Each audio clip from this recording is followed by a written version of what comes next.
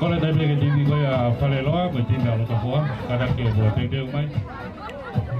cái gì vậy mà coi đi để bộ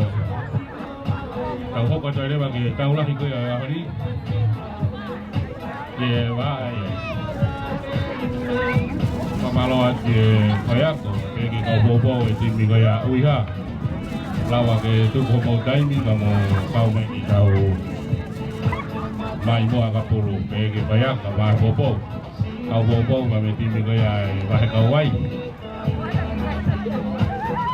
mà tôi cái còn mấy vài con tua là vào tôi qua tôi bộ ngà hay api một và một về bài cái lipukan rồi cái cầu mấy cái đầu kia giờ gặp ở đâu anh về thì nào bảo là về kia giờ hơn